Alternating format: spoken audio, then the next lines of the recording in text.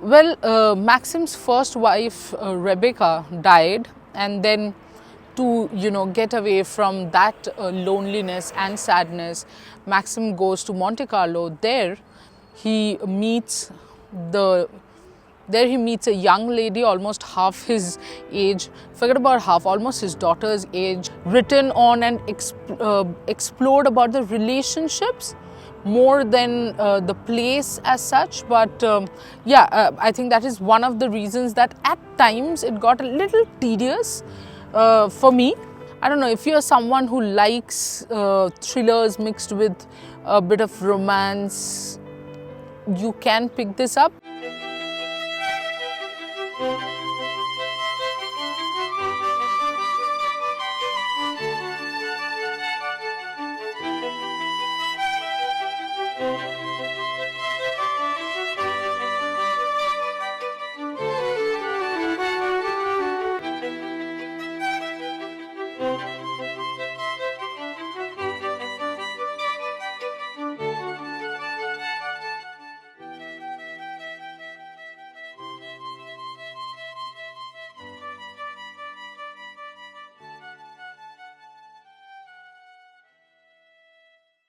Hello and welcome to a brand new episode of TBR.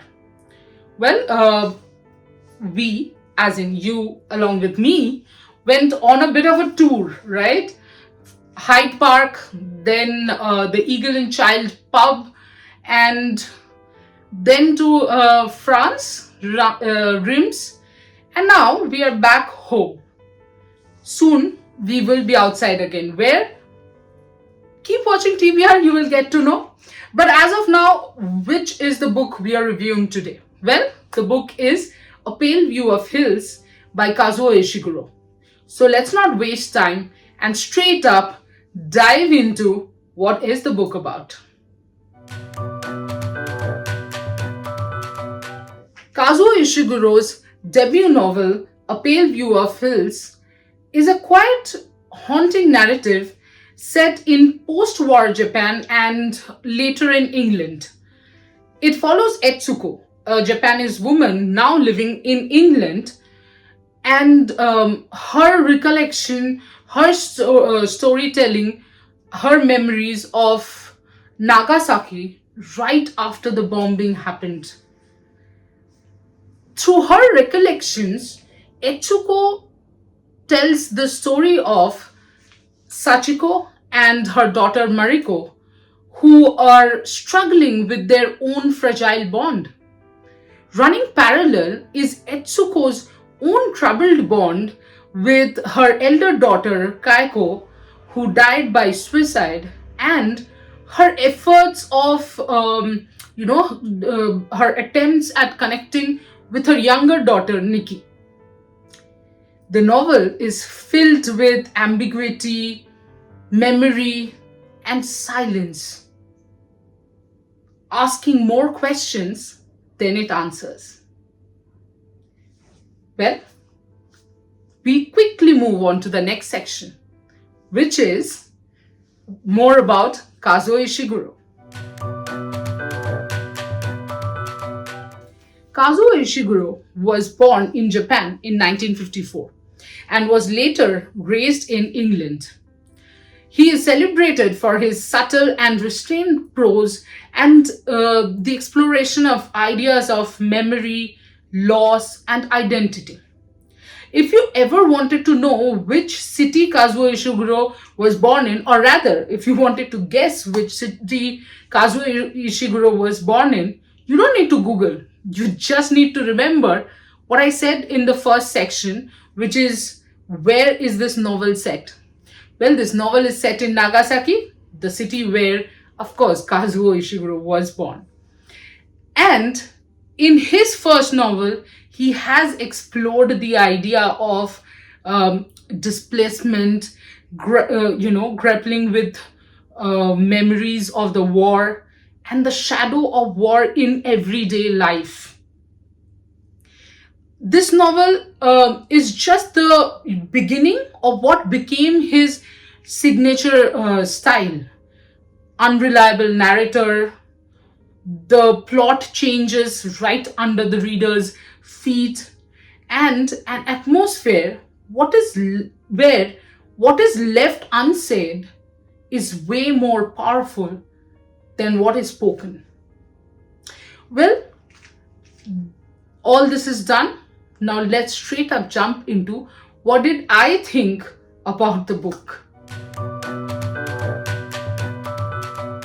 What fascinated me the most about this novel is the way Ishiguro weaves the stories of two pairs of mothers and daughters. On one hand, of course, Etsuko and her relationship with Kaiko and Nikki, and parallel runs Sachiko and Mariko's relationship.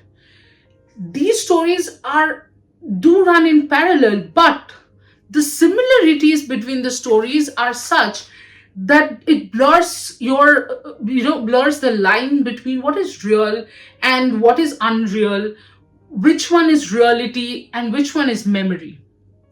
By the end, the reader is kind of left with a puzzle. The puzzle is, was Sachiko and Mariko's story Etsuko's way of revealing her relationship with Kaiko to her daughter Nikki?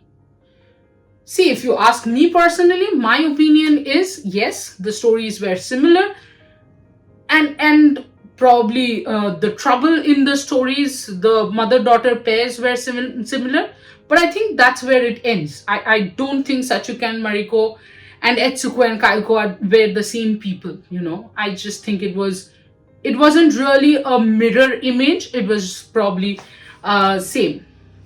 But this is the ambiguity which makes the book absolutely superbly interesting. Well, if you have read the book, I would love to know, what did you think? Did you think it was a parallel story of two mother-daughter relationships? Or do you think that actually the reality is not, actually this is real story and not memory and reality coming in? Is it that Etsuko, out of her guilt and her not being able to save her own daughter, giving an explanation sort of to Nikki? Or is it Etsuko finding solace in her memory of her friend and her daughter and their troubled relationship? Do let me know in the comment section. And next is my favorite quote. By the way, let me tell you, this quote is from the last chapter of the book. But this quote is what absolutely defines the book. To find out what is the quote, what do you have to do? Quickly move on to the next section. Well, my Kindle, or rather my iPad, in which the Kindle app is there, I keep telling you that I have to refer to that when it comes to quotes. Here it is.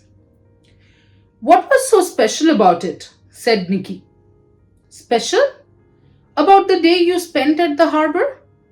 Oh, there was nothing special about it. I was just remembering it, that's all. Kaiko was happy that day. We rode on the cable cars. I gave a laugh and turned to Nikki. No, there was nothing special about it. It's just a happy memory, that's all. Well, this is my favorite passage because you read the entire book and you are sure about the parallel stories, you enjoy the parallel stories, you enjoy the similarities, you enjoy the differences, and then comes these lines.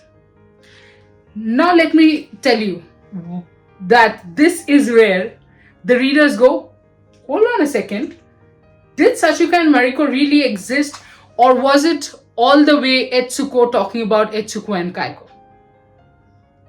That's why this is my favorite, or these are my favorite quotes from the book. 5 lines absolutely change the way you are looking at the book. Otherwise, without these 5 lines, I would say a pretty ordinary book. These 5 lines suddenly made a pretty okay book into a fabulous one. Who do I recommend this book to? What do you have to do? Well, check out the next section for that. This book is perfect for readers who love reading layered narratives and who love analyzing and interpreting texts rather than seeking straightforward storytelling. It is for the readers who have patience with ambiguity and are not seeking happy ending, all the time, and people who find satisfaction in deeply, in thinking deeply about memory, trauma, and especially people who love understanding human relationships, human bonds, and love reading about them.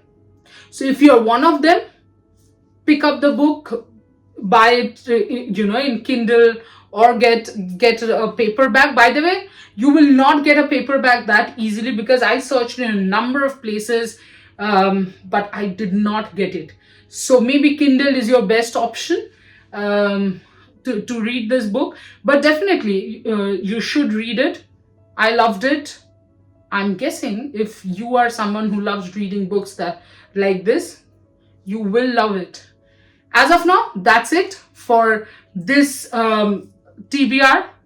Keep watching TBR because we are going to bring in many more interesting books, and we will talk about interesting books, what I learned from them. And very soon I might come and talk to you about a self-help book, something that I tried reading because I'm not generally someone who reads self-help books. So what is it that I derived from the book? What was my conclusion? Everything. Of course, who else will I share it with but with you guys? But you also have a little bit of, homework to do. The homework is simple. Like, share, subscribe, and do comment. See you.